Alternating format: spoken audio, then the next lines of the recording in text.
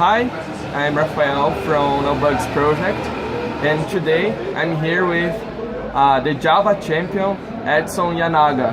It's it's a high honor to have you here, and also he's a microservice specialist on Red Hat, and he's a coordinator here on TDC, the biggest event in Latin America, and also he gave talks on Java 1, the best event in the world. So he's a very amazing guy to interview. So for sure you will learn a lot with him, and again it's a great honor to have you here, Yanaga. In fact, it's my pleasure to be here talking to you, because it's not every day that you get interviewed, right? Yes, it's a huge honor to have you here on No Bugs Project, and you will help the No Bugs Project audience and also me for sure. So I'm going to make simple questions, but in the same time they are huge problems for us developers. I am sure all developers has been through problems regarding bugs, and I would like to know from you, Yanaga, what was the biggest bug you have in your career, and how did you do to solve the problem? Okay.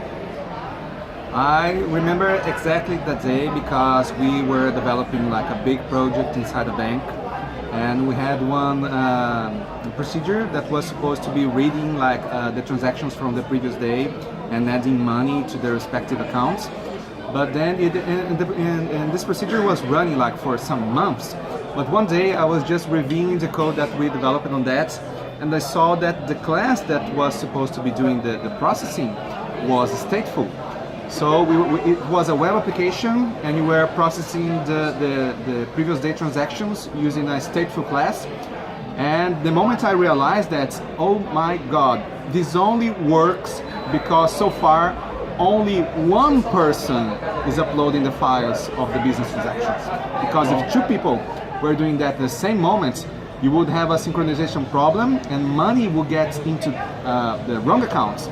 So I freaked out at the moment, but I was very lucky that only one person was executing this procedure at a given moment when we were testing the system. And the quick fix that I had to do was, even if it gets slower, since there's only one user, it wouldn't be bothered by that. We just added the synchronized keywords and locks in all of the methods of the class. We added hard locks to prevent anybody from executing the code in parallel. Which is an ugly hack, but that's what we did at the moment to solve it before we were thinking about and converting the code from a stateful class to a stateless one. Nice. So always synchronizing threads is when we have this kind of situation, we have to synchronize them because or else it will happen this kind of situation. Yeah, you shouldn't be synchronizing code in a web application where you have when you have a thread pool. But as I said, it was a hack. It was an ugly hack, but it worked for that specific moment. Nice. Very nice solution, Yanaga. Although it was a hack. Not nice. Yes, but at least it worked. Yes, it wasn't very nice, but at least it worked for some while. Most important, it worked. Yes, it worked. But okay, so Yanaga, I want to ask you about what golden tips do you have for No Bugs Project audience, and what tip you can give us to have a high quality software, because we know you are craftsman. Okay. So you are very good in clean code, and you have a high quality software and high quality code. And what tip can you give us?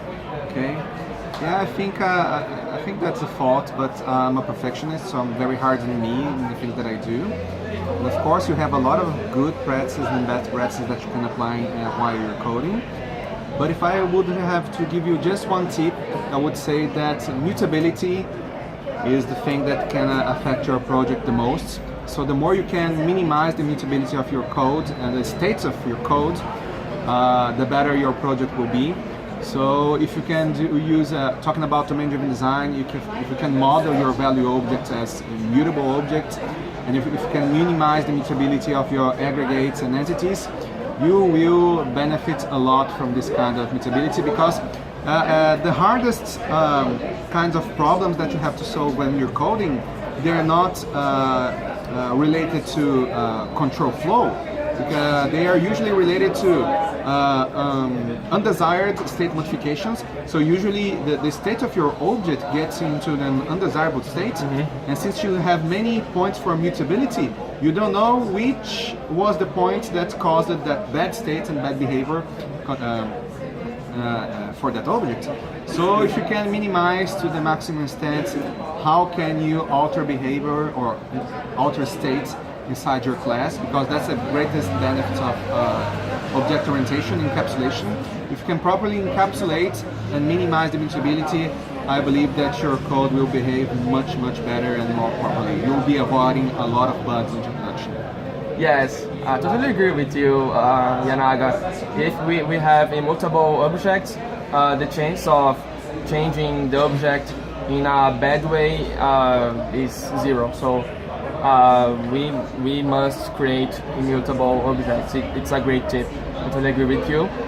And Yanaga, it was a great pleasure to have you here, a great honor to have you here. I'm nervous for sure interviewing you, but it's okay.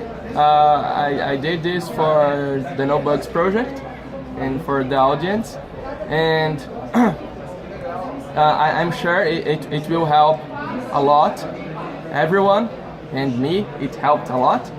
And thank you very much, Yanaga. Oh, thank you, Rafael. And I hope to see you again and to learn from you, because you are a reference. I totally admire your work. You are amazing. Oh, thank you very much. I admire you.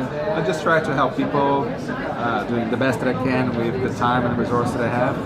And I'm very glad to hear that I was able to help you, and I hope you can keep improving.